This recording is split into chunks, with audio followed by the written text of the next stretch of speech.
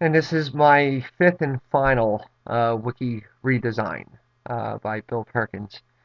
Um, Module 5, I'm going to cover the applications of learning communities as an instructional model to the MSN homepage.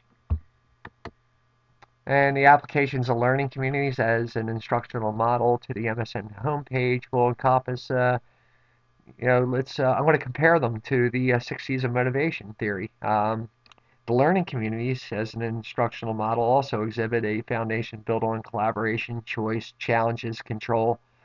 Two major attributes from this series stand out, and that I have to say collaboration and cross-functionalism. And for those of you who don't know or understand the term cross-functionalism, um, it's a tool that basically describes the expertise of multiple people working on one project or working as a group, where each respective person brings that expert power to the table. And when you reach their section of a project, everybody should kind of yield, and you have complete human and social capital because everybody working together, you're bringing in those expertise. For example, putting a car together, if somebody is an expert on motors and somebody else is going to be an expert on the body. So put them together and you have two experts building the perfect product. So the basic structural model of learning communities, the model includes three fundamental elements. They are the domain of knowledge, community of people, and shared practices. The practice inspires members to continue to participate and guides their learning. It gives meaning to their actions. Through empowerment, whether it is a student or an employee, cross-functional teams shape a collaborative approach to information sharing. So when teams have completed a project, the cohesiveness and expert power contained within the team led towards the conducive environment for the learning. Keeping a team engaged in periodic discussions about topics in their respective field will evolve the team into a learning community of practice. To succeed as a learning community, members must be proactive in participation. They can achieve this in a face-to-face format in large or small groups, discussions, wikis, emails, chat rooms, and teleconferencing.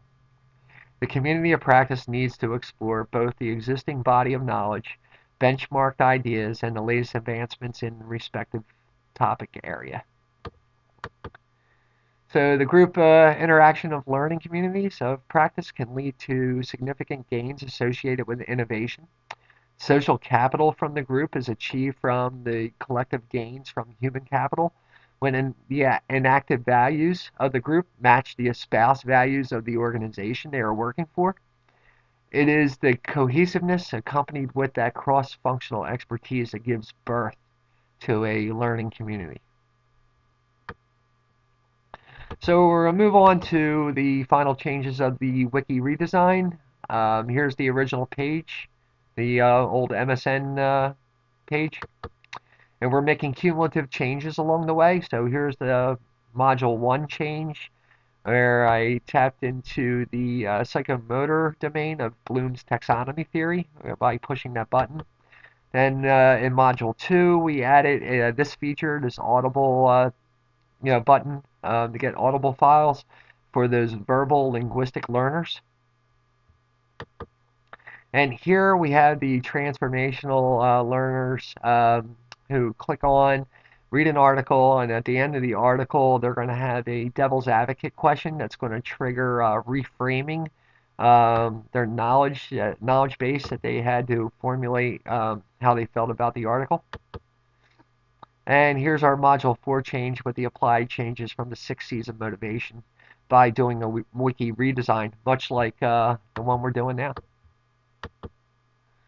And here for our fifth and final change to our wiki, we have the community of practice icon button here, and by adding a community practice button, the user will be navigated to chat rooms, blog pages, and forums that correspond with the selected topic. For example, articles located under the U.S. News icon, where I have the red check mark, would have links to experts in the field. The Web 2.0 approaches to this learning would provide a connectivism-styled learning for all by putting the information out there for the learner to draw from. So here we have, I guess, the perfect wiki. And there aren't too many learning theories we haven't covered here. For those old school learners that you employ those three domains, we have our module 1, and then we moved on to the audibles. We have follow-up questions. We have devil's advocate playing. We have wiki redesigns. We have chat rooms, forums. So we pretty much covered it all. But thank you for visiting this site and looking at my wiki redesign. And that's it.